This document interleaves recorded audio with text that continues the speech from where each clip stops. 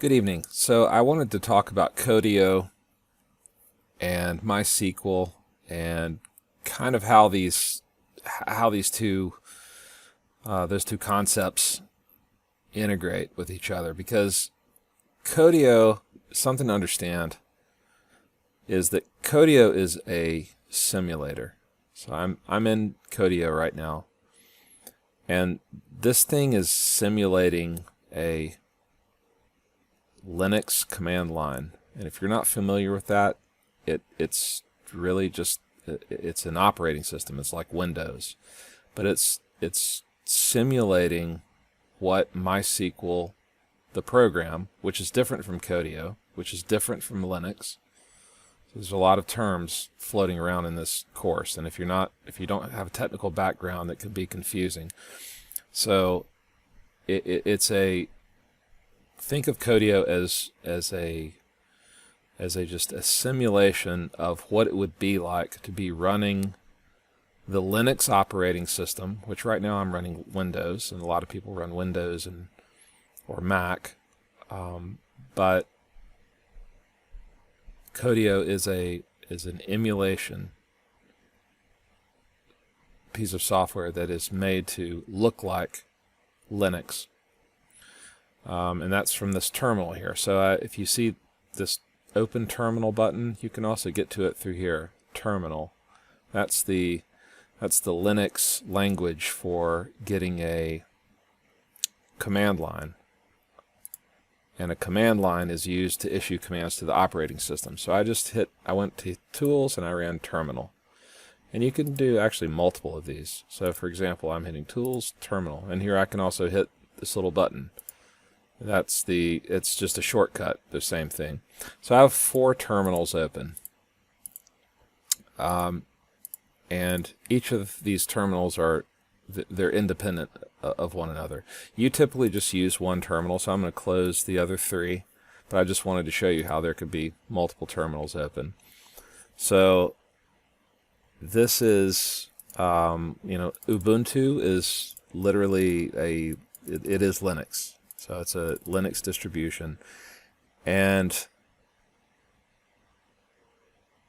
what we see here is not MySQL. So we're not running MySQL. MySQL is a database management system. We are in the Linux emulation, this Ubuntu screen. So in order to use MySQL, we type MySQL at the command line. And now we're running MySQL. And that's what we use to, in this course. So this is going to be the starting point all the time. And here's a common, I'll just close this terminal and show you a common issue. You open a terminal and then you start typing something like select star, oops, misspelled, not that it matters, select star from person or whatever. You're trying to run SQL and you get this, and this error is telling you it doesn't know what you're talking about because you're not running MySQL. It doesn't know how to interpret SQL commands. You're running Ubuntu, which is Linux. So if you see this bash error, this stuff here, just make sure you're actually running MySQL. So MySQL, and you can see it from this little command line right there, or this little prompt. So that means you're running the MySQL program. Okay, so we're in MySQL, and now I want to look at some databases. So show databases. So here are the databases I have in my playground module. So I'm going to use scheduling. So I've switched to the scheduling database. So I'm going to show tables in here. Okay, so there's building, meeting, person, room. So now I want to talk about how to not go crazy with dealing with SQL statements on this command line, because it's not friendly. It's really not, and it's not really meant to be friendly. It's just sort of a minimalist kind of functional thing. So here's the way I would do things if I were a student in this class. I would keep all the SQL that I'm writing in a file. So go to File, New File, and you can leave that, and we'll just call this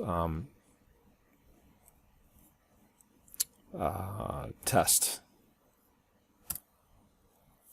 So I've created a file called test, and it's saying your code goes here. So you can enter SQL here, and notice that this opened a new tab. So I've got a test tab here, and I've got a terminal. So the way to think about this is these two tabs are entirely independent of one another. So you can type in whatever you want in this file. So here's just some nonsense that I've typed. And then if I go back over to my terminal and I want to pull in whatever it is I typed into one of these files, so like this test file, I typed in a bunch of nonsense. And so when I want to pull this in, I can use this command. Once I'm running MySQL, make sure you're running MySQL. I can use this command called source, and then I type the file name. So source, and don't get confused with this thing. In fact, I'm going to delete it just so it's not confusing at all. Source is a command, and test is the file that I am telling source to use. And what source does is just pulls in the contents of this file as if you had typed this on the command line. So here's a bunch of nonsense that I've typed, and I'm going to hit enter. So I've got nonsense and then one enter keystroke.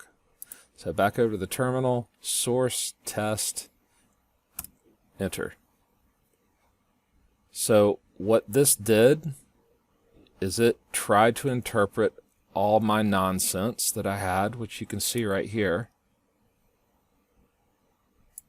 as SQL, and of course it's not valid SQL, and so MySQL is telling me error, blah blah blah, you have an error in your SQL syntax. Yes, I absolutely do. Check the manual, so and so. So it's just saying it doesn't know what I'm talking about with all this DFG stuff on line 1. So let's enter some valid SQL. So we'll do a select star from person. So I'm going to put select star from person. Terminal. Now I could type SOURCE space TEST, but and my terminal's frozen. Oh, there it is. It just came back to life. So I could do this and source test and then hit enter. And so source test now just ran what I had in here. So select star from person. That's what select star from person looks like. I can also hit the up arrow. You can't see what I'm doing with my fingers here, but if I just hit the up arrow key on the keyboard, up, up, up, back, down, down, down, it cycles through the history of what I've typed. So it can, when you're running source constantly, it can save you some time without having to type the whole thing out. So just up arrow, enter, up arrow, enter. I'm running this command over and over again. So back to the test command. Let's say that we've got an issue with this. So like I misspelled person, or I called it persons. Go back to the terminal. I'm going to hit my, got to kind of click in here to get the, oh, my terminal's frozen again.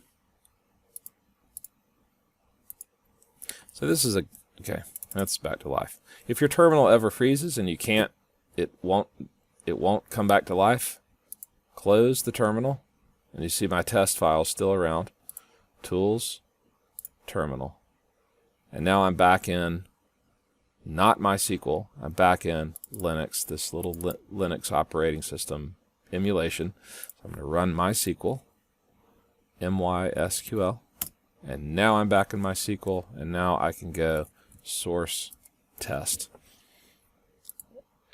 And actually, this will be a good example. So source test, I'll run this, and all of a sudden there's an issue. Because source test tried to run what was in here. Select star from persons. Select star from persons gave me this error. And it makes sense because I haven't selected a database. So let's list the databases. Show databases. And scheduling is what we want. Use scheduling. So now we're using scheduling, and now I can run select star. So up arrow. I'm up arrowing, going back into the history, and then there's test. So I'm going to run test, and now this is a different error because scheduling.persons doesn't exist. And it's true that the scheduling database does not have a table called persons. I can see that with show tables. It has a table called person, but not a table called persons. So that's what a syntax error would look like. Source is just again, it's very simple once you kind of wrap your head around it, that source just pulls in whatever is written in here just as if you had typed it. There's another way to do this. So let's say we don't want to use this method for whatever reason, and we just want to use Notepad, and we want to type select star from persons or person. Okay, if you copy this, just regular old copy and paste, and then go down to here and right click and paste. It's going to look a little different on a Mac, but I'm assuming you know how to copy and paste. Select star from persons. You know, this command line just expects text, and if you paste text in there, it will run that text. I personally think this is easier because I don't have to copy and paste. In fact, if you wanted to, for whatever reason, you could copy. You know, I'll do it with the mouse. Right click, copy, and then go back to here and paste and run, and that's an issue because there is no persons. Okay, so let's say I want to correct this, but I don't want to go back and copy and paste. I'm going to hit the up arrow and then left arrow and then backspace, delete that one little character, and then run it again. So there's a variety of ways to do this. They all have in common that you're supposed to enter some text on this line. So let's talk about another issue that happens. And this is the one that's really confusing if people have not worked in a command line app before. MySQL doesn't register what you've typed in until you hit that semicolon. Until you hit the semicolon and the enter key. For example, select, enter. Now see how this thing is new now? It's no longer MySQL. It's like a little arrow. And this arrow is saying, okay, yes, I'm listening. Go ahead. And I'll say star, enter, and it's the little arrow saying, okay, yes, I'm listening, keep going. From person, enter. And this one really confuses people because they think they're done. They're like, I typed a valid SQL statement. You did, but MySQL is with this little arrow saying, yes, go ahead, I'm listening. And it's not going to do what you've asked it to do until you do a semicolon and then enter. So select star from person. This is the exact same thing as this. It's just separated out on these different lines. If you wanted, now your up arrow functions are going to work a little bit differently. They're now going to cycle through, you know, these different lines of the same SQL statement. So if I hit my up arrow once, you know, here's the, so the very last thing I ran was that, but the previous to last thing I ran was this 1, 2, 3, 4 line version of that. So up, there's that semicolon right there. Up arrow again, there's the from person. Up arrow again, there's star. Up arrow again is select. So it's kind of goofy. I don't use this. The easy way to do things is to create this file and type your SQL in here. And then when you want to run it, type source and then whatever the file is you create. So in summary, use this file function. It's very handy. It's very nice. It stays around with your playground, so it's not going to go anywhere unless I reset it, unless you request me to reset the playground, which I believe deletes everything. So you want to be careful of that, and you know, it's a good idea to always back up whatever you're doing locally as well. So you know, if you have a bunch of SQL statements in here, select star from meeting, select star from room. Let's run this. Let's see if source test.